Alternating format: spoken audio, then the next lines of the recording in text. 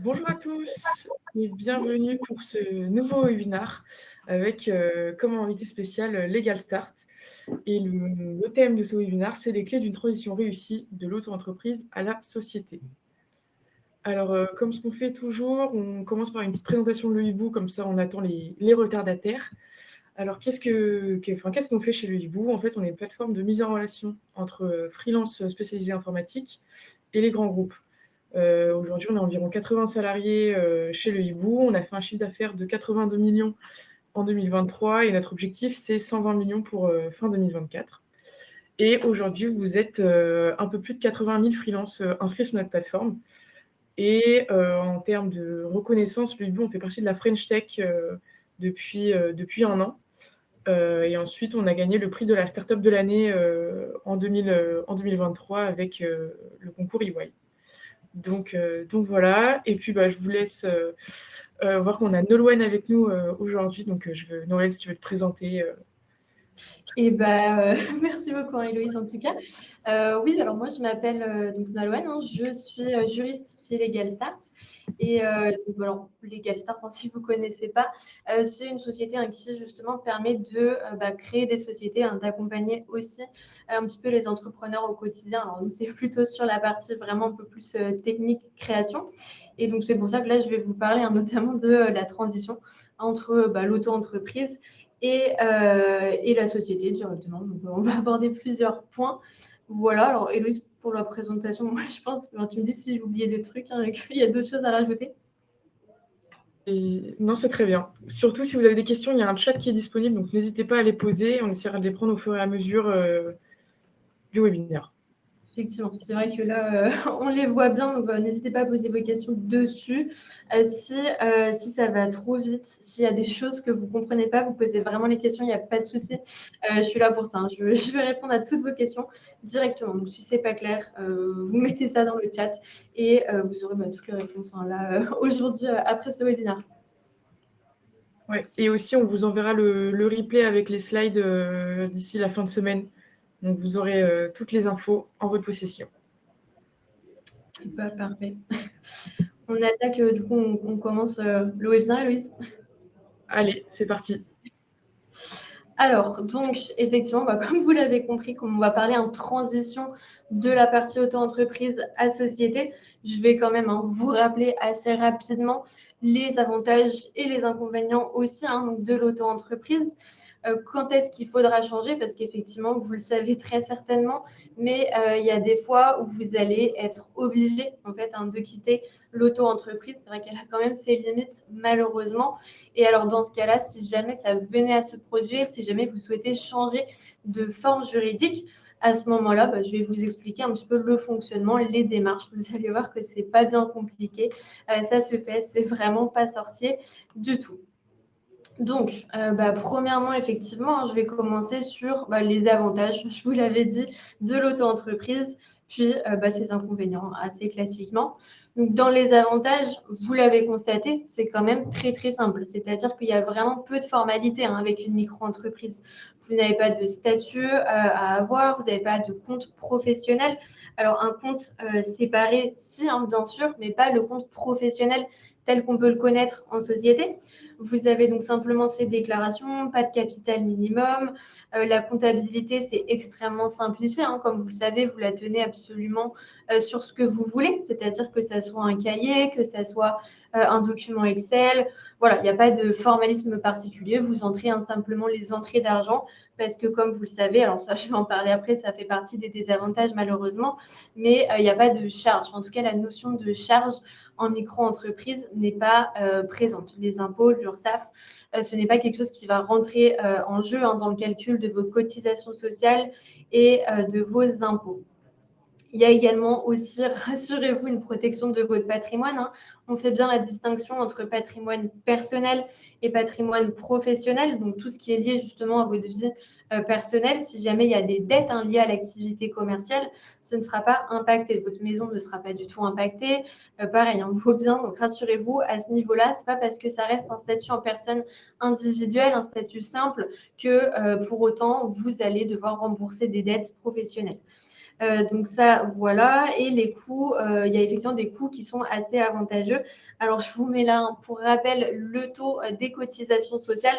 Donc, ça va de 12,3% pour les activités, notamment d'achat-revente, jusqu'à 21,2%. Donc, c'est le maximum pour les activités plutôt de prestation de services. Donc ça, ce sont ces taux. C'est vrai que c'est les plus bas que vous pouvez rencontrer par rapport à une autre forme, quelle qu'elle soit, vous serez forcément plus haut. Et en sachant que le petit tableau de droite, la petite colonne de droite, c'est les cotisations sociales si jamais vous pouvez bénéficier de l'ACRE. L'ACRE, c'est une exonération des cotisations sociales. La première année, de moitié. Comme vous le voyez, c'est divisé par 2. C'est effectivement ça. Donc ça, c'était effectivement pour ces avantages. Les inconvénients, je vous en parlais un tout petit peu tout à l'heure, c'est qu'effectivement, vous ne pouvez pas déduire de charges. Alors après, ça va dépendre des activités que vous avez, mais c'est vrai que si vous avez des activités type achat-revente, des activités pour lesquelles vous avez besoin d'un local, de beaucoup de matériel, vous n'allez pas du tout pouvoir déduire ça. Vous n'allez pas non plus pouvoir, en fait, vous allez pouvoir embaucher des salariés, par exemple, si vous le souhaitez. Simplement, ce ne sera pas une charge déductible. Ce sont des frais qui sont assez importants. Donc ça, c'est quand même un petit peu un gros bémol de cette fameuse auto-entreprise. Dans ces inconvénients aussi, c'est vrai que vous êtes forcément à l'impôt sur le revenu. Donc, vous n'avez pas le choix. Enfin, comme vous le savez, il existe 2 types d'impôts en France, l'impôt sur le revenu, l'impôt sur les sociétés. L'impôt sur le revenu, c'est celui qui va s'appliquer par défaut en micro-entreprise. Et donc, les taux peuvent aller très haut. C'est vrai que les taux de l'impôt sur le revenu, c'est 5 tranches, pour rappel. Donc, ça commence à 0%. Donc, c'est quand même le minimum, mais ça va jusqu'à 45. Donc, ça peut faire quand même une imposition très élevée. Alors que l'impôt sur les sociétés, je vous rappelle les taux rapidement, mais le premier taux, c'est 15% et le deuxième taux, c'est 25%. Et c'est tout. Donc, le maximum, c'est effectivement 25% à l'impôt sur les sociétés. Donc, ça peut aussi être un avantage et d'avoir en fait un impôt qui est totalement séparé de son foyer fiscal, qui ne rentre pas justement sur ses autres revenus. Ça peut être, du plus, donc d'avoir ça séparé.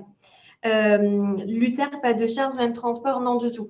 En auto-entreprise, il n'y a absolument aucune charge qui n'est prise en compte. En fait, les impôts, comme je vous le disais, et l'URSSAF, la seule chose qu'ils vous demandent, c'est vraiment le chiffre d'affaires. Dans les déclarations, on ne vous demande pas du tout justement oui, Dimitri, tout à fait. Tout à fait. Pardon, je reviens sur ce que vous disiez, l'UTER, mais effectivement, on ne vous demande pas du tout les charges. Dimitri, oui, c'est ça. En fait, il y a cet abattement. Il y a cet abattement qui s'applique. Alors, l'abattement, il va dépendre en fait de l'activité tout simplement que vous avez. Donc là, Dimitri, vous parlez de ce taux de cet abattement de 34%. C'est sur la prestation de service. Alors après, c'est vrai que pour les prestations de service, ça peut être intéressant. Après, tout dépend. C'est vrai que si vous avez un local, même avec de l'activité de prestation de service, ça peut monter plus haut. L'abattement, après, pour les activités artisanales, tout qu'on est sur l'abattement, c'est 50%. Et l'abattement pour l'achat-revente, c'est 71%. Je vais vous prendre un exemple très simple s'il y en a qui ne savent pas comment se calcule cet abattement. Ce qui se passe, c'est qu'en mai, chaque année, vous devez en fait déclarer votre chiffre d'affaires pour payer l'impôt. Jusque-là, rien de bien original par rapport à un particulier classique qui va déclarer son impôt sur le revenu. On déclare donc en mai l'impôt de l'année précédente. Donc, on met, alors ASNA, effectivement, comment se calcule l'abattement je n'arrive pas à savoir si c'est un lien à ASNA ou si c'était une question, mais en tout cas, je vais répondre sur le calcul de l'abattement, rassurez-vous. Mais donc, effectivement, en mai, vous allez déclarer l'intégralité du chiffre d'affaires de l'année précédente. Donc là, pour 2025, vous allez déclarer pour 2024, pour cette année. Imaginons que vous avez fait 100 000 euros de chiffre d'affaires. C'est là que va rentrer le fameux abattement. En fait, les impôts, ils ne vont pas vous imposer sur 100 000 euros parce que c'est vrai que vous avez quand même des charges. Donc, ils vont vous dire, on vous laisse 34% net d'impôts. Ils sont pour vous, ils ne vont pas être imposés. Par contre, nous, notre base de calcul, donc la base de calcul des impôts, ce sera 66% du chiffre d'affaires que vous avez fait. Donc, en fait, si je peux faire le parallèle avec un revenu salarié, c'est peut-être le plus simple pour vous. il faut se dire que les 66%, c'est comme si c'était le brut d'un salarié. En fait, c'est ça qui va être imposé. C'est 66% qui va servir de base d'imposition. Donc attention, on ne vous prend absolument pas 66%. Les impôts ne vous prennent pas 66%. Rassurez-vous. Non, c'est juste qu'ils vont imposer 66%. Mais vous déclarez simplement que le chiffre d'affaires intégralement. Ne vous lancez pas dans le calcul des abattements et autres. Vous déclarez le chiffre d'affaires, ce sont les impôts qui le font. Adrien, il n'y a que l'impôt libératoire qui est intéressant en micro. Oui, tout à fait. Le versement libératoire, pour ceux qui se posent la question, c'est un taux d'imposition qui est très bas. C'est entre 1 et 2% en fonction de l'activité. Donc, 1 pour de l'impôt sur le 1 pour les activités d'achat-revente et 2 pour des activités de prestation de services. En fait, ce qui va se passer, le cas que je vous ai expliqué avec l'abattement, c'est le schéma classique. C'est-à-dire que vous déclarez en fait votre impôt sur le revenu en mai pour l'année précédente. Les impôts procèdent à l'abattement. Si vous optez pour le versement libératoire, mais alors attention, le versement libératoire, comme vous dites, Adrien, ça arrive très rarement parce que il faut avoir des revenus extrêmement bas à l'année N-2. Les impôts vont vérifier en fait vos revenus fiscaux de l'année N-2, voir si vous pouvez en bénéficier. Et en fait, c'est-à-dire que tous les mois, lorsque vous payez l'URSSAF, en plus de payer les cotisations sociales, je vous les remets, donc elles sont ici, en plus de payer ces cotisations sociales tous les mois auprès de l'URSSAF, vous allez payer un taux fixe d'impôt sur le revenu qui s'élève, comme je vous le disais, entre 1 et 2% en fonction de la nature de l'activité. Mais c'est assez rare. En réalité, c'est vrai que pour prendre le parallèle avec Legal Start, on a souvent des clients qui nous demandent s'ils peuvent en bénéficier et en réalité, ça arrive quasiment jamais. Pardon, ça doit être un client sur 20 à peu près qui peut en bénéficier. Donc, n'hésitez pas à regarder, vous tapez versement libératoire, versement libératoire, et vous voyez si vous avez pu en bénéficier. Donc, c'est à l'année N-2. Jean-Marc, ça va s'annuler, mais effectivement, il faut bien faire attention. Il faut dire aux impôts que vous souhaitez repasser au régime classique, parce que le versement libératoire, c'est sur option, alors que sinon, les impôts sur le revenu, c'est le régime tout à fait classique.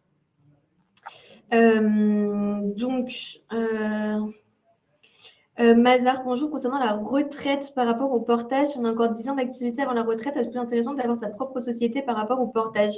Alors, Mazar, je ne pourrais pas vraiment vous répondre à ça. C'est vrai que le portage, il y a quand même pas mal de frais. Après, vous avez un petit peu cette indépendance, mais ça entraîne quand même pas mal de cotisations sociales, notamment de coûts sur ça.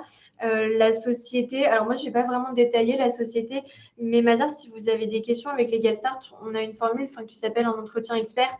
Et si vous avez des questions justement sur des sociétés, sur des frais, n'hésitez pas à regarder ça. Ça coûte 19 € hors taxe, donc 22,80 je crois TTC. N'hésitez pas, on propose cette formule-là, donc comme ça, si vous avez des questions dessus.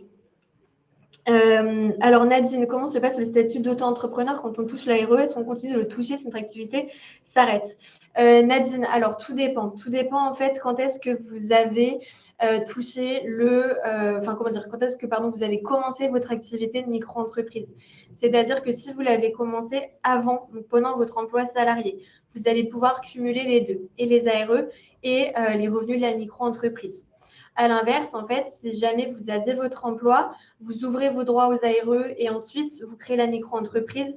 Attention, ça c'est aussi un inconvénient de la micro-entreprise. Ce qui va se passer, c'est que ce sera recalculé. Pôle emploi, en fait, va venir diminuer vos ARE en fonction du chiffre d'affaires que vous allez déclarer. Donc voilà, c'est la chose à laquelle il faut faire attention, en sachant que l'avantage, c'est que si vous êtes en société, France Travail, aujourd'hui, vous demandera ce qu'on appelle un PV de non-rémunération. Donc, vous pourrez cumuler 100% des ARE et en plus avoir la société à côté qui fonctionne. Par contre, il ne faudra pas se rémunérer sur la société. Alors, je pense que j'ai répondu à toutes les questions pour l'instant. N'hésitez pas si j'en ai oublié. Héloïse, je vois que du coup, tu mets qu'il y a une réponse en direct. Parfait. Je ne savais pas qu'on pouvait faire ça. Donc, ça m'aide beaucoup. Merci beaucoup. Oui, de rien. Donc, voilà. Donc, ça, c'était donc les limites de la micro-entreprise. Autre limite, autre limite, bon, j'arrive au plafond de chiffre d'affaires. Je vais répondre à votre question, Saad, juste après. Et bon, je réponds aux deux questions juste après. Les plafonds de chiffre d'affaires en micro-entreprise, ce sont ceux-ci. Donc, je vous les laisse bien là et comme ça, je répondrai aux questions en même temps. Vous aurez de quoi les noter si vous le souhaitez. Et donc, ce qui va se passer, c'est que ces deux plafonds, enfin comment dire, oui, il y en a deux, hein, vous voyez, 77 700 pour les activités de prestation de services et 188 700 pour les activités d'achat-revente. Si jamais vous les dépassez la première année, c'est pas grave. Je vais prendre un cas de prestation de service le plus simple, mais imaginons la première année, donc là sur l'année 2024, vous faites 100 000 euros de chiffre d'affaires. C'est pas grave, vous continuez l'activité de la micro-entreprise. L'année 2025, vous redépassez. Vous redépassez ce plafond de 77 000. Jusqu'au 31 décembre 2025, c'est pas grave. Par contre, le 1er janvier 2026, vous ne serez plus en micro-entreprise. Les impôts vont vous changer automatiquement de forme sociale. Ça va se rapprocher un petit peu d'une société puisqu'on va rentrer sur un régime réel. On ne sera plus au régime micro tel que vous le connaissez. Donc, ça va être totalement différent. Voilà, je vous laisse les plafonds ici et je réponds aux questions en attendant. Benoît, donc c'est quoi les seuils à ne pas dépasser? Pardon, je réponds à votre question parce que comme j'étais dessus, ce sont ceux-ci. En fait, ce sont les plafonds de chiffre d'affaires annuels, Benoît, pour rester en fait dans le régime de la micro-entreprise. La micro-entreprise, vous ne pouvez pas faire n'importe quel chiffre d'affaires. C'est-à-dire qu'au bout d'un moment, si vraiment votre chiffre d'affaires est trop élevé et dépasse donc les plafonds que j'ai mis là dans le PowerPoint, à ce moment-là, vous allez automatiquement passer dans un autre régime et quitter le régime micro. Vous êtes en portage salarial, donc ça répond à votre question. Vous êtes en portage salarial, vous souhaitez créer votre micro-entreprise et bénéficier de l'ACRE tout en gardant le même client. Oui, c'est possible. Alors par contre, il faudrait que le portage salarial s'arrête ça à ce moment-là, parce que quoique si vous avez l'ACRE, non, vous pouvez, parce que l'ACRE, effectivement, alors si l'ACRE, pour l'avoir, il y a soit effectivement la condition de chômage, donc soit vous continuez avec le portage, il n'y a pas de souci. Sinon, soit vous, il y a une autre raison, c'est-à-dire qu'effectivement, vous avez des conditions d'âge ou des conditions de revenus, type RSA ou autre. Enfin, voilà, il faut regarder sur le site de l'URSSAF, il y a quelques conditions. Il en suffit d'une pour bénéficier de l'ACRE. Je le rappelle, dès qu'il y en a une qui est remplie, ça suffit. Mais oui, tout à fait. C'est alors après, si ça, vous avez exactement le même client et en portage et en micro-entreprise, c'est quand même un peu étrange de facturer deux fois la même personne sous deux statuts différents. Ça risque de ne pas passer au niveau des impôts, mais en tout cas, les deux statuts peuvent se cumuler. Après, c'est plus au niveau du client que ça risque de bloquer. Saïd, une fois le versement libératoire accepté, est-ce qu'il peut avoir régularisation? Saïd, effectivement, il faut faire attention parce que pour le versement libératoire, comme je vous l'ai dit, ça dépend des revenus de l'année N-2. Donc, à chaque fois, il faut bien vérifier si à l'année N-2, vous remplissez la condition. En fait, pour bénéficier du versement libératoire, ce qui est très important, c'est le revenu fiscal de référence de l'année N-2. Donc, il faut toujours vérifier que vous êtes en dessous. Si votre foyer fiscal évolue, faut vérifier les seuils en fonction du nombre de parts et autres. Peut-on associer ACRE et ARS sur une auto-entreprise? Tout à fait, Abdelaziz, parce que l'ACRE, c'est une exonération en fait des cotisations sociales de l'URSSAF et l'ARS, c'est en fait justement les aéros de Pôle emploi, mais établis en deux fois. Donc, vous pouvez absolument avoir les deux dans la même, les deux pour la micro-entreprise, c'est absolument cumulable, tout à fait. Donc, Benoît si on fait 130 000, vous allez être imposé sur 130 000. Donc, ça va quand même vous faire une grosse imposition. C'est vrai que Benoît, il faut se dire, en fait, là, si je suis en micro-entreprise, que je fais 130 000 euros, votre imposition, elle va être énorme. Vous allez arriver très vite dans les tranches de 41-45%. Alors que si vous aviez été à l'impôt sur les sociétés, Benoît, vous aviez été en société, vous auriez eu des taux plus bas. Parce que pour rappel, c'est 15 et 25% le taux d'IS. Alors que l'IR, c'est entre 0 et 45%. Marie-Alex, sans rétroaction au niveau des charges, c'est-à-dire étant donné qu'il n'y a pas de charge comme il n'y a pas de charge en fait en micro-entreprise, on vous les met pas, mais effectivement, c'est vrai que si vous basculez en régime réel, non. Les charges anciennes par rapport au régime réel ne vont pas venir rentrer en compte. On considère que vous auriez dû les imputer à ce moment-là et être au régime réel à ce moment-là. Asna, je suis la seule qui ne voit pas les slides. Ah, donc ça, tu as répondu, Héloïse, parfait.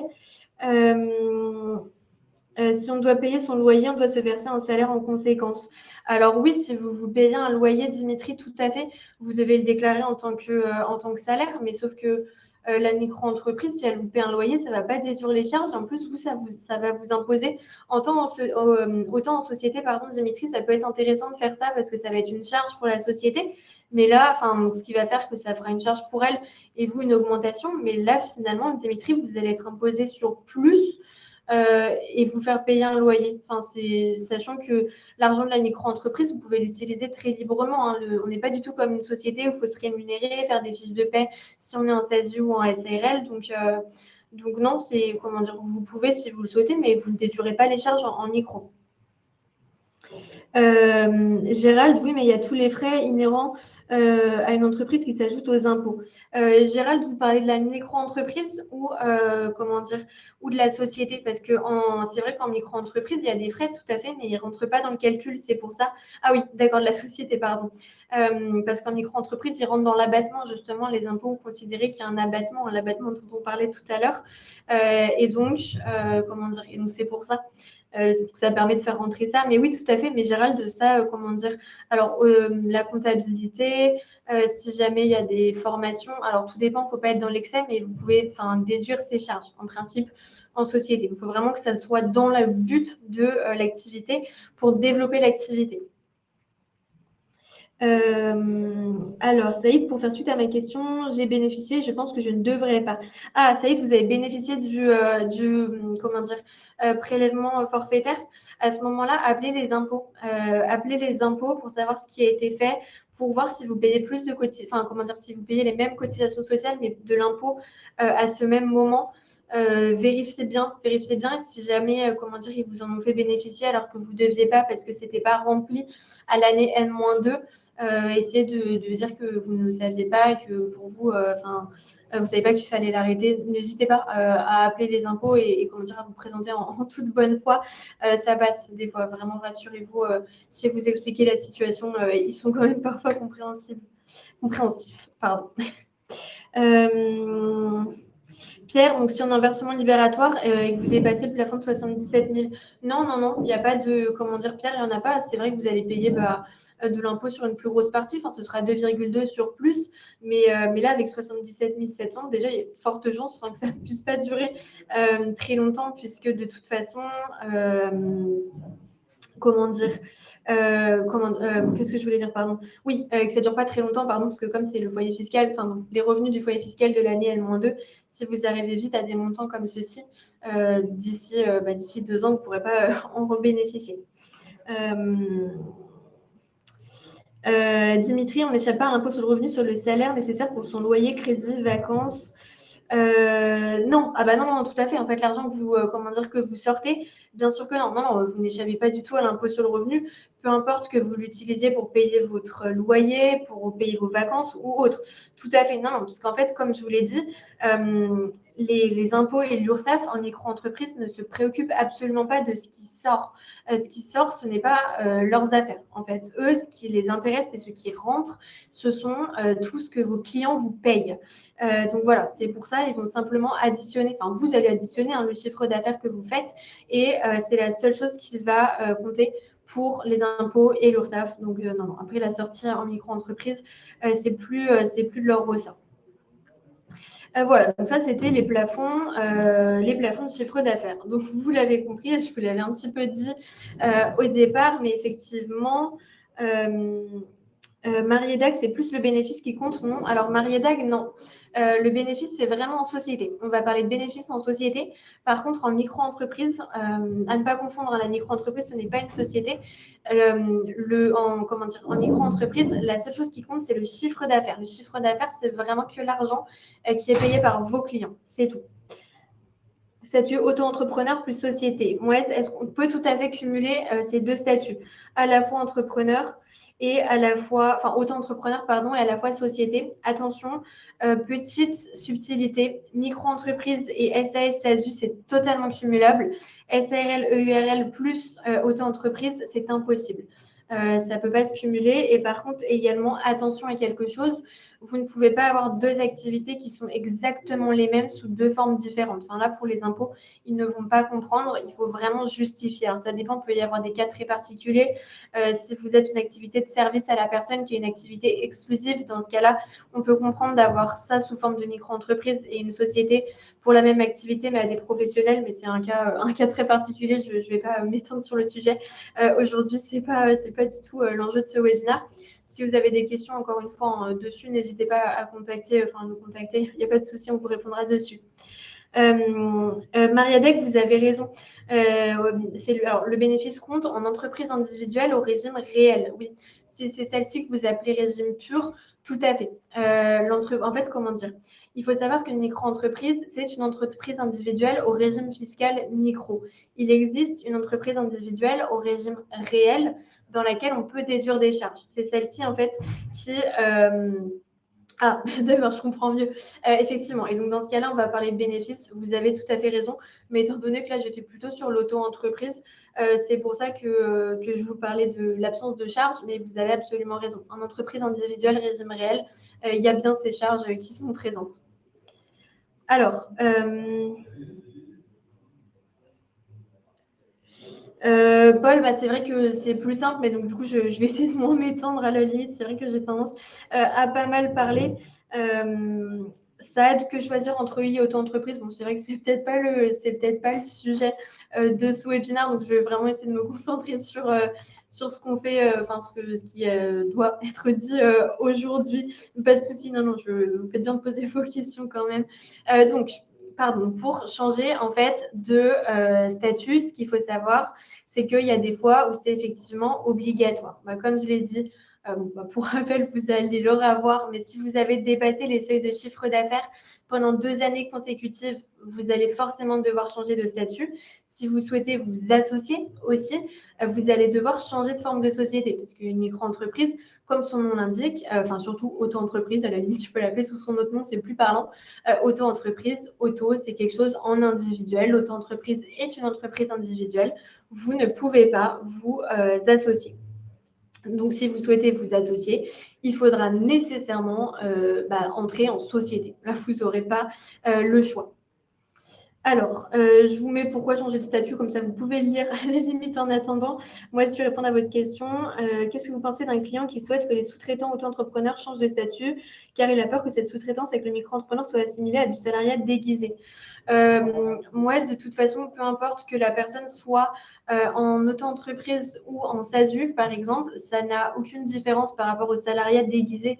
Le salariat déguisé, c'est vraiment si une personne seule, en fait, dans une structure, son seul client, c'est justement, et un seul client, pardon, surtout. C'est ça le salariat déguisé, le risque du salariat déguisé, c'est qu'en fait, on se comporte vraiment comme un salarié, mais peu importe son statut, auto-entreprise ou SASU. Donc, comment dire, si la personne a vraiment peur du salariat déguisé, à ce moment-là, pourquoi pas opter pour un régime de salariat, carrément, plus que auto-entreprise, parce que c'est pas le risque de... Enfin, c'est vrai que les auto-entreprises, ça peut être plus regardé à ce niveau-là, mais si vous avez une SASU ou une URL, les risques restent quand même les mêmes. Donc, sachant qu'en auto-entreprise, c'est qu'il y aura cette absence de charge, donc ça peut être plus intéressant. Oui, on le voit plus, mais pour le coup, ça reste quand même un risque dans les deux cas. Mohamed, j'ai fait 150 000 la première année, j'avais le prélèvement libératoire, j'en avais droit. Non, Mohamed, c'est pas le prélèvement libératoire, c'est vraiment la seule chose qu'on regarde, c'est l'année N-2, le revenu fiscal de l'année N-2. Donc là, il faut vous dire que dans 2 ans, avec 150 000, vous ne pourrez pas du tout avoir ce versement libératoire. Mais non, c'est le revenu fiscal de l'année N-2 qui regarde, c'est tout. Pardon, je reviens sur mon changement de statut. Pourquoi donc changer de statut volontairement? Parce que vous souhaitez effectivement salarier des personnes. comme je vous l'ai dit, si vous souhaitez salarier des personnes, c'est quand même des charges qui sont assez importantes. Donc, vous ne pourrez pas les déduire. Donc, c'est pour ça que ça peut être intéressant d'avoir plutôt une structure type société. Vous souhaitez justement opter pour le régime de l'impôt sur les sociétés dont je vous ai parlé tout à l'heure. Vous souhaitez séparer en fait votre imposition personnelle de l'imposition de la société, de l'imposition, oui c'est ça, de la société tout à fait. Et donc à ce moment-là, être en société, ça peut être une option. Et vous souhaitez vraiment protéger vos biens personnels à 100%, enfin vous dire que votre seul risque finalement, c'est de ne pas revoir le capital que vous avez apporté initialement. Et à ce moment-là, vous pouvez basculer en société. Parce que, alors, pour rappel, en société, il faut un capital obligatoire, enfin un capital minimum. Alors, pour rappel, rassurez-vous, ce capital, il est de 1 euro. Donc voilà, c'est vraiment histoire de dire qu'il y a un capital social minimum. Après, le capital, c'est quand même un petit peu un gage de crédibilité et de solvabilité de la société. Donc, si vous mettez 1 euro, bon, comme moi, vous allez certainement vous dire que ce n'était pas très crédible. Mais vous pouvez, en tout cas, vous pouvez tout à fait le faire. Et sachant qu'un capital crédible aussi, pour vous rassurer, on n'est pas en centaines de milliers d'euros. Un capital crédible, nous, ce qu'on voit beaucoup, par exemple, chez LegalStart, c'est entre 100 et 1000 euros. Donc ça, ce sont des capitaux tout à fait crédibles qui permettent de commencer une société. Il n'y a vraiment aucun souci avec ça. Romain, oui, tout à fait. Vos biens, non, Romain, oui, pardon, je réinsiste là-dessus, vous faites bien de le dire. Non, vos biens personnels sont protégés. Ce qui se passe, c'est que la frontière est un peu plus maigre entre biens personnels et biens professionnels. Il y a des choses, Romain, qui peuvent rentrer dedans et pas en société. Donc, comment dire, c'est le cas, par exemple, du véhicule. Je vous prends un exemple, mais le véhicule, si vous l'utilisez beaucoup pour la société, on peut, pour la micro-entreprise, pardon, les impôts peuvent se dire que c'est un véhicule pour le bien de l'activité et donc le prendre. En société, si le véhicule reste à votre nom personnel et qu'il n'est pas intégré et acheté par la société, c'est un bien personnel. Et donc là, dans ce cas-là, pour les créanciers professionnels de l'activité, il n'y a aucun risque. C'est des cas très marginaux, Romain, effectivement, mais bon, voilà, c'est vrai que c'est peut-être une slide un peu inquiétante là-dessus, alors que rassurez-vous, non, vous êtes bien protégés. C'est juste la frontière qui est parfois un peu plus maigre, mais sur les gros biens et les biens classiques, la maison, le mobilier, il n'y a aucun souci. Arnold, quelle différence entre entreprise individuelle au régime micro-social et entreprise au régime micro-social simplifié, charges déductibles, charges sociales plus ou moins lourdes. Alors, ça va surtout être au niveau des déclarations, Arnold. Là, je ne saurais pas vous en dire plus là-dessus. Là, j'ai un doute. Je crois qu'il y en a une qui va intégrer des charges un petit peu plus, mais non, là, Arnold, je serais. Non, là, Arnold, à la limite, je préfère vous prendre rendez-vous avec les LegalStart. Là, j'ai un doute là-dessus. Tout de suite, c'est un régime qui. Non, simplifié. Non, je ne l'ai pas. Non, là, C'est vrai que peut-être que pour les questions un peu personnelles ou plus techniques, Norwen, tu peux mettre ton adresse mail dans le chat. Et comme ça, les questions. Ah oui, les envoyer directement. Je vais faire ça. Ouais, t'as raison. Super. Je vais faire ça effectivement pour ces questions-là, Arnold. Je vais revenir vers vous. Je mettrai mon mail à la fin. Et oui, Meriadec, tout à fait, les biens sont protégés en entreprise individuelle aussi, idéalement, de la même manière que la micro-entreprise. Alors, donc, effectivement, si jamais, donc là, vous souhaitez donc changer ou vous devez changer de forme de structure, pardon, et basculer vers une société. Alors, je vous en ai un petit peu parlé. Je vous ai parlé notamment de la SASU, de la SAS, il me semble l'avoir dit, le URL, la SARL. Ce sont effectivement les plus connus. Ce sont celles qui se permettent de lancer n'importe quelle activité, de continuer aussi. Parce que c'est vrai qu'en général, et vous avez peut-être fait ça aussi, vous avez peut-être commencé la micro-entreprise en vous disant je vais commencer mon business, je vais voir un petit peu justement quel est le retour de la clientèle, comment est-ce que ça se passe, comment est-ce que ça se développe, est-ce que j'ai justement pas mal de personnes qui sont intéressées par l'idée que je propose.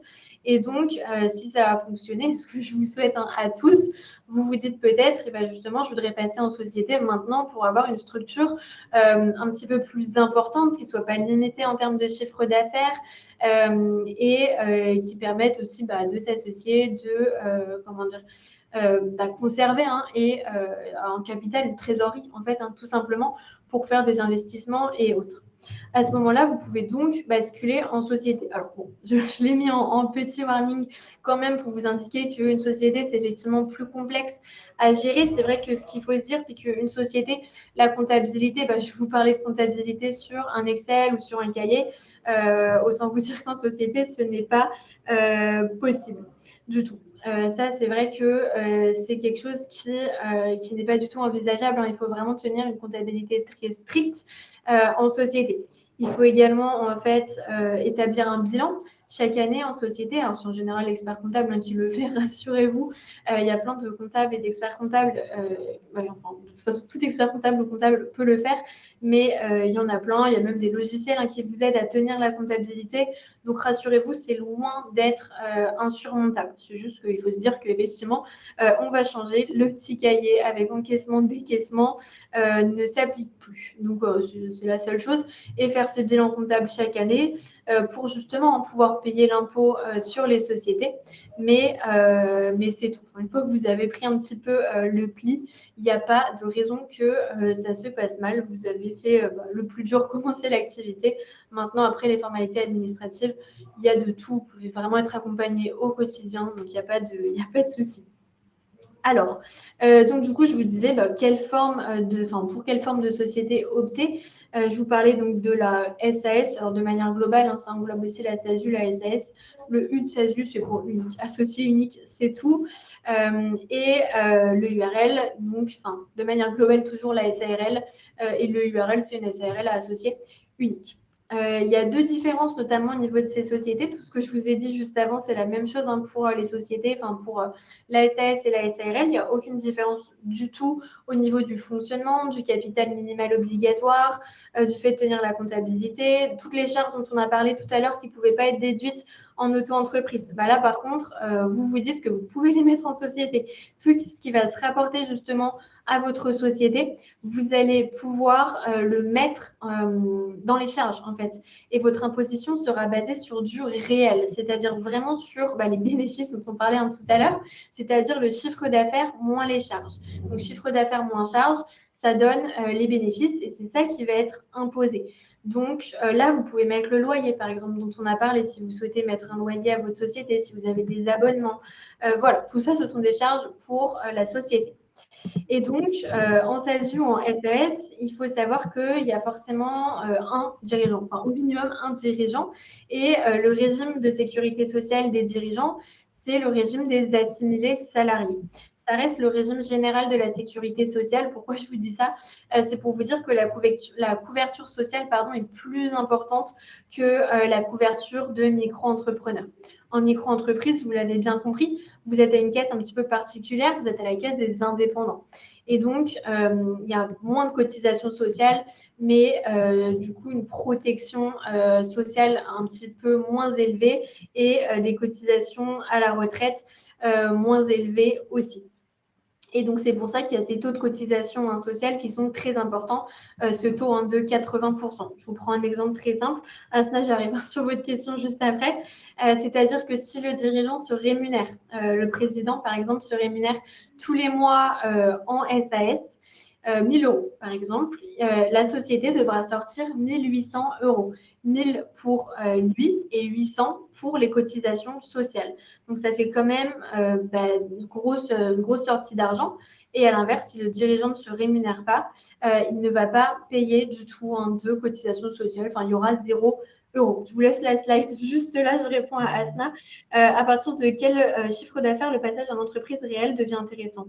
Alors, il n'y a pas de seuil de chiffre d'affaires en réalité. Asna, on ne calcule pas comme ça parce que chaque foyer fiscal, en fait, si je peux dire ça surtout, est différent. C'est-à-dire qu'en fait, le foyer fiscal, c'est le nombre de personnes qui sont avec vous. Donc, si vous êtes marié, pas accès avec des enfants, tout ça, ça fera des parts et ça va venir réduire votre imposition sur le revenu. ça va être divisé d'autant de parts, alors sachant que les enfants, hein, c'est une demi-part, mais ça va diviser les revenus du foyer fiscal en fonction du nombre de parts. Donc en fait, une personne qui fait 100 000 euros en étant seule sur son foyer fiscal ou une personne qui fait 100 000 euros mais en ayant 5 parts sur son foyer fiscal, c'est totalement différent. Donc c'est pour ça que je ne pourrais pas du tout vous le dire, il n'y a pas du tout de montant. Il faut vraiment voir. N'hésitez pas à regarder des simulateurs et des simulateurs en ligne de différence, notamment d'impôt sur le revenu et d'impôt sur les sociétés, pour voir ce qui est le plus intéressant. Peut-être que ce sera l'impôt sur les sociétés, peut-être que c'est l'impôt sur le revenu, en sachant que, pardon, je vous ai dit qu'en société, on pouvait opter pour l'impôt sur les sociétés, c'est vrai, je ne le retire pas. Par contre, vous pouvez aussi opter pour l'impôt sur le revenu. Bien sûr, c'est possible de vous imposer au réel à l'impôt sur le revenu en société. Ce n'est absolument pas impossible. Alors, il faut savoir que dans la majorité des sociétés, par contre, ce sera 5 ans maximum à l'impôt sur le revenu. Autant en entreprise individuelle, vous pouvez rester à vie à l'impôt sur le revenu, autant en société, alors en SAS, SASU, SARL, vous pouvez rester maximum 5 ans à l'impôt sur le revenu et ensuite ce sera l'impôt sur les sociétés qui va s'appliquer. En EURL, ça peut être l'impôt sur le revenu à vie. Dimitri, oui, alors Dimitri, j'ai pris un exemple de 1000 euros, hein, mais bien sûr, c'était un exemple, c'était pour vous compreniez. Vous faites ce que vous voulez de la rémunération, bien sûr. Arnold, est-ce que c'est possible d'avoir les slides, s'il vous plaît? Héloïse, je crois que c'est possible, non? Vous envoyez? Oui, c'est ça. On les envoie d'ici la fin de semaine avec les slides et le replay. D'accord, bon voilà. Vous savez comme ça votre réponse. Merci beaucoup. Alors, Sana, non du tout. En aucun cas, il faut être domicilié en France, même en auto-entreprise, en fait, tout simplement. Parce que pour domicilier, que ce soit une micro-entreprise ou une société, on peut la domicilier soit à son domicile. Bon, dans ce cas-là, il faut qu'il soit français, hein, forcément.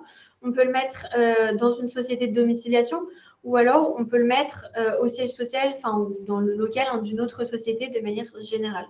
Voilà, ce sont les 3 options, donc ce qui fait que ce n'est pas obligatoirement à votre domicile. Mais par contre, alors les conditions en fait pour créer une société ou une auto-entreprise, alors pour le coup, ce sont vraiment les mêmes. Il n'y a pas de différence, c'est-à-dire que il faut être soit français, soit européen, soit avoir un titre de séjour français qui permettent de créer une structure. Voilà, ce sont les 3 conditions. Donc après, l'endroit où vous résidez, c'est pas forcément, ça ne rentre pas en jeu. Par contre, attention aussi quand même à cela parce que si jamais votre foyer fiscal est dans un autre pays, il faut faire attention au niveau des doubles impositions. Alors rassurez-vous, il y a quand même beaucoup de conventions avec la France et les pays internationaux qui permettent d'éviter cette double imposition. Mais voilà, vous pourriez quand même avoir une surprise, donc je le précise rapidement. Alors, je viens de changer de slide. Je ne sais pas si vous l'avez vu, je suis passée à l'EURL et la SARL. Je vais essayer de faire un petit peu vite pour vous libérer, pour vous permettre de manger aussi tous. Mais si vous avez des questions, vous continuez quand même. On continuera, il n'y a pas de souci. Mais donc, du coup, l'EURL, la SARL, donc autre régime social qui va venir s'appliquer, c'est le régime des travailleurs indépendants. Donc, c'est un peu le même régime qu'en micro-entreprise. Donc, on reste sur un régime moins protecteur. Moins protecteur, donc moins de cotisations sociales, 45%.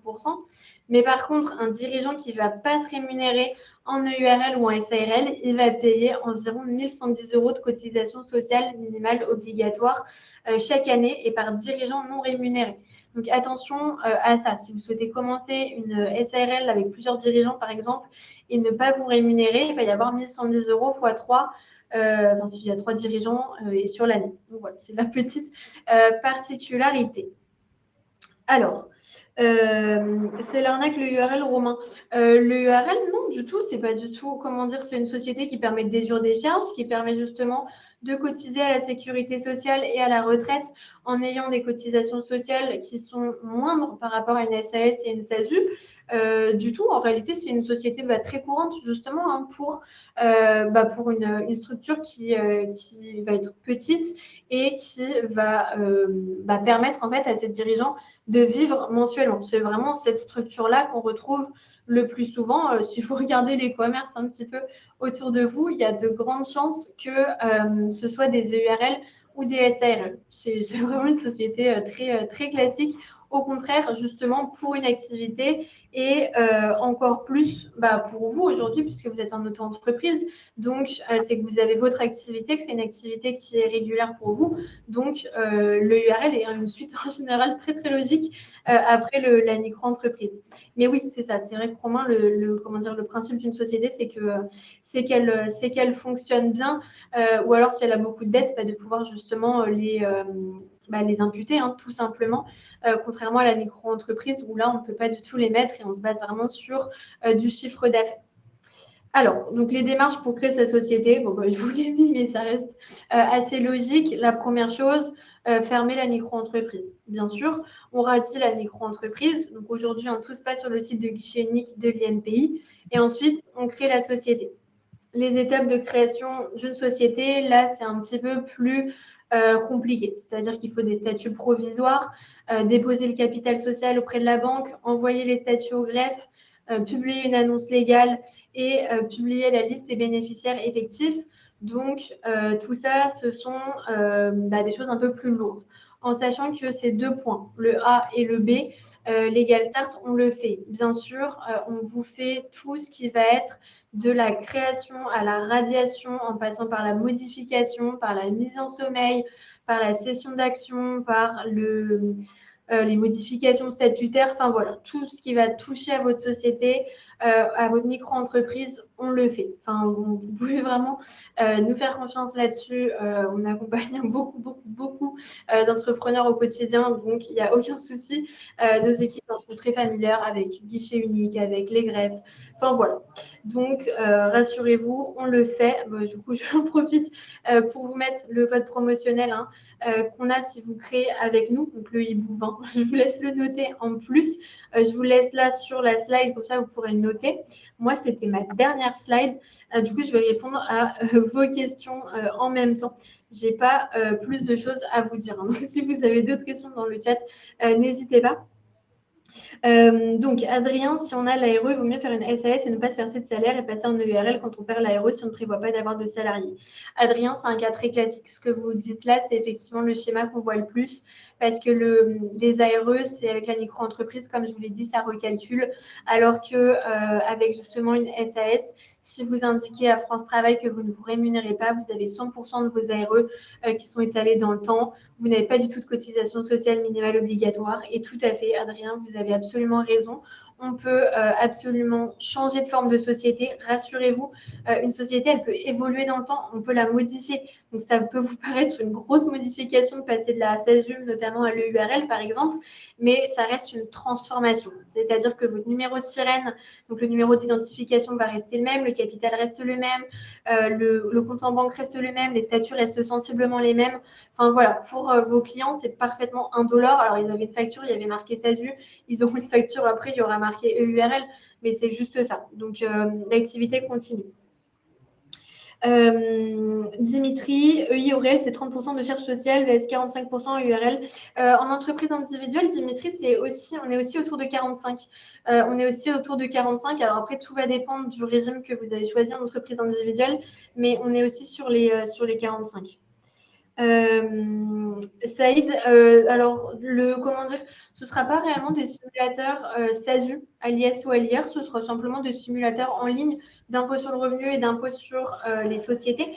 Mais c'est très simple, vous allez entrer pour l'impôt sur les sociétés les bénéfices que vous comptez avoir et pour le revenu, pareil, toujours les bénéfices, mais en plus, les simulateurs sont vraiment bien faits, le nombre de parts du foyer fiscal que vous avez. Donc voilà, comme ça, vous aurez les deux et n'hésitez pas lorsque vous mettez l'impôt sur le revenu à rajouter les autres revenus du foyer fiscal pour que ça soit le plus réaliste puisqu'on additionne tous les revenus à l'impôt sur le revenu. Alors, Mohamed, peut-on dépasser les seuils de la micro la 2e année, la clôturer et passer une SAS sur la 3e année? Oui, bien sûr, Mohamed, c'est tout à fait possible, on peut tout à fait faire ça. Oui. Alors, par contre, vous pourrez l'anticiper un petit peu parce que la création d'une société, ça prend à peu près 1 mois, tout compris, à partir du moment où on commence la création jusqu'à la réception du CABIS, étant donné qu'il y a les étapes dont je vous ai parlé qui sont un petit peu longues, mais tout à fait, vous pouvez absolument faire ça. Alors, Nicolas, c'est ça, tout à fait. Alors, concernant le SIRET et le SIREN, en fait, si vous passez en société, ça va changer. L'entreprise individuelle, en fait, il faut vous dire, quelle qu'elle soit, entreprise individuelle au réel ou micro, vous, vous conservez le même SIREN à vie. Le SIRET, il va être lié au siège, à l'endroit où vous avez mis le siège et les établissements. C'est ça qui va permettre le changement du SIRET.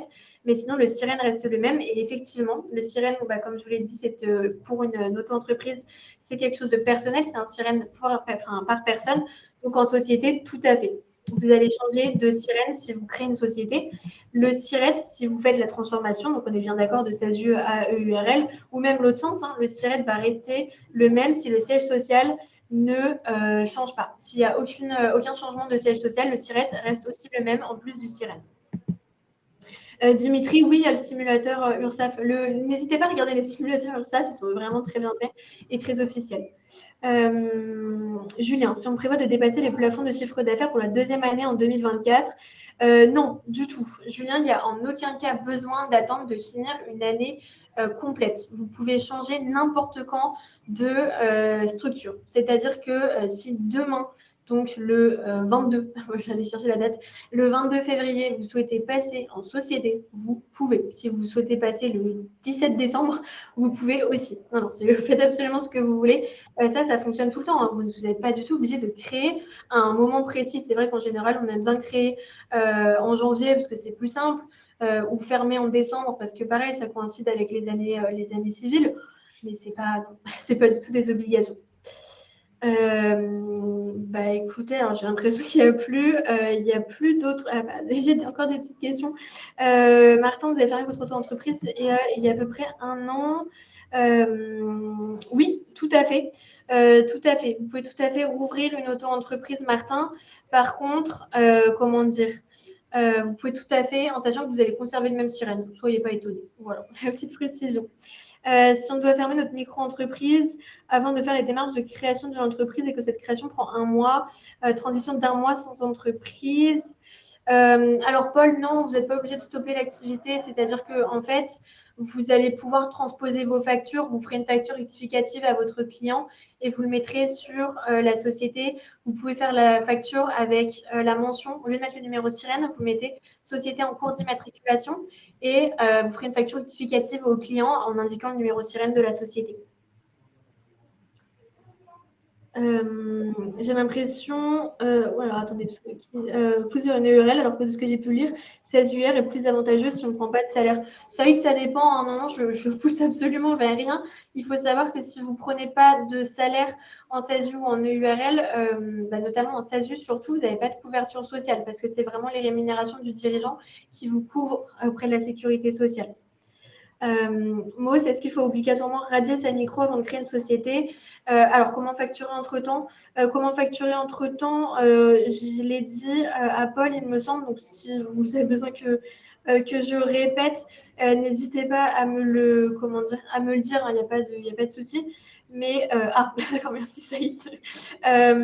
Et donc, il faut. Alors, si vous créez une URL, vous ne pourrez absolument pas conserver la micro-entreprise, c'est incompatible. Vous ne pourrez jamais être immatriculé avec une micro et une URL, ça c'est impossible. Et la SASU, ça peut, mais c'est assez mal vu de la part des impôts, donc il vaut mieux arrêter avant. Peut-on donner des formations en étant entreprise individuelle réelle ou faut-il passer en société? Non, Mariadec, vous pouvez aussi. Vous pouvez, sachant qu'en EI, au régime réel, il y a des charges. Alors, bonne journée à ceux qui nous quittent. Je vous remercie d'avoir participé. Alors, je réponds à votre question. Si on crée une AE avant d'avoir les droits aéro, peut-on demander l'ARS ultérieurement? Alors, l'ARS, le risque, c'est qu'on vous dise non, parce qu'en principe, l'ARS, c'est vraiment au moment de la création. En fait, l'ARS, c'est au tout départ, au moment où vous créez, et 6 mois plus tard, à négocier avec l'URSSAF. Là, vous pouvez appeler l'URSSAF, le Pôle emploi, directement. Comme l'ARS, ce sera Pôle emploi. N'hésitez pas, ou regardez si vous pouvez avoir l'ACRE d'une autre manière. L'ACRE, Mohamed, il y a aussi d'autres conditions que d'avoir le chômage. C'est vrai que vous pouvez avoir l'ACRE directement avec le chômage, c'est une des conditions, mais il y en a d'autres aussi. Est-ce qu'on peut avoir un enregistrement de la présentation si ça a été fait? Oui, du coup, ça, Héloïse, c'est ça. J'ai répondu. L'INSEE, ça fait 1 an que je n'ai pas de rémunération sur ma micro parce que je suis en CDI à côté. Les aéros, si je démissionne. Alors, l'INSEE, comment dire? Les démissions, en général, ça n'ouvre pas droit aux ARE, sauf pour reprise d'activité. Là, il faudrait voir Pôle emploi. Il faut, en général, en fait, pour justement ouvrir droit aux ARE, il faut dire que vous reprenez l'activité. Alors, c'est soit création, soit reprise d'activité. Ça peut se justifier, ça peut, l'INSEE, mais appelez quand même Pôle emploi pour être sûr. Et sachant que pour la démission, ne quittez pas comme ça. Il faut bien mentionner. Il faut bien que dans la lettre de démission, il soit indiqué précisément que vous quittez pour une société, pour reprendre une activité. Il faut faire un dossier devant Pôle emploi. C'est un petit peu lourd. Appelez Pôle emploi pour savoir comment faire. J'ai pas l'impression qu'il y ait d'autres questions. Je remonte un peu le chat. Avoir l'ARS avec le chômage. Non, Arnold, l'ARS, c'est en fait, l'ARS, c'est les ARE, pardon, en 2 fois. L'ARS, ce qu'il faut se dire, c'est qu'avec Pôle emploi, soit vous avez les ARE tous les mois, donc classiquement, ils vont être étalés entre 6 mois et 1 an et demi. Et l'ARS, en fait, alors il ne faut pas confondre, c'est vrai qu'il y a l'ACRE et l'ARS. L'ACRE, A-C-R-E, c'est l'exonération de moitié des cotisations sociales de l'URSSAF, qui est cumulable avec le chômage. Et l'ARS, ce sont les ARE en 2 fois, 60% en fait de vos droits Pôle emploi en 2 fois. Donc ARS, c'est pas cumulable avec les ARE parce que l'ARS est en fait des ARE mais étalé en 2 fois, 60% en 2 fois. Peut-être que tu peux laisser ton mail dans le chat, comme ça, les questions, si on n'a pas répondu à tout, ils pourront t'envoyer un mail directement. Je vais faire ça. On a encore 3 questions. Alors, ce que je vais faire, effectivement, Héloïse, je vais laisser mon mail dans le chat.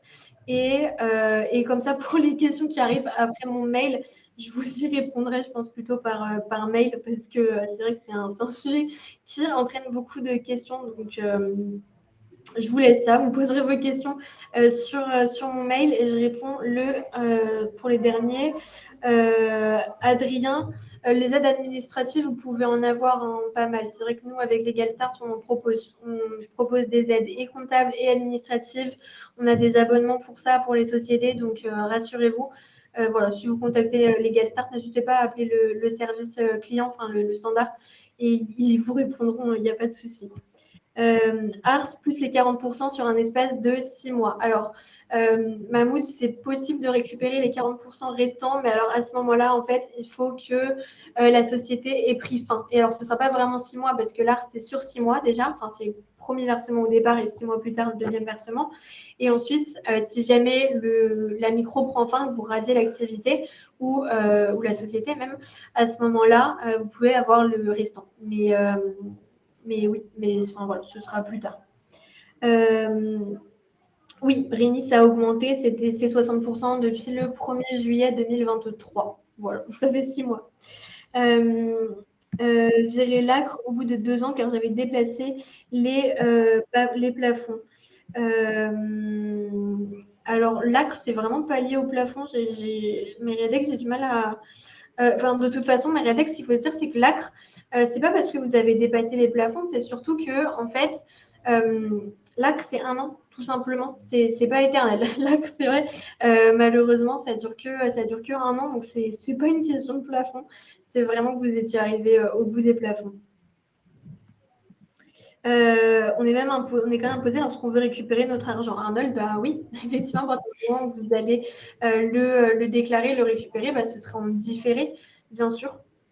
Voilà, je vais m'arrêter là dans les questions. Vous avez mon mail dans le chat. Si vous avez des questions, vous me les mettez ici et je les verrai, rassurez-vous.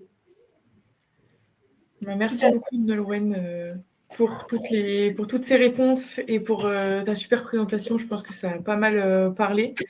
Donc, merci beaucoup. Merci à toi. Et voilà, on vous enverra bien sûr la présentation et le replay, comme ça vous aurez accès à tout. Et n'hésitez pas à écrire à Nolwenn ou appeler directement Legal Start. Je suis sûre qu'ils feront une joie de vous répondre. n'hésitez pas. On a des commerciaux, un standard très actif, rassurez-vous. Super. Bon, merci beaucoup et à très bientôt. Merci. Bonne journée. Au revoir.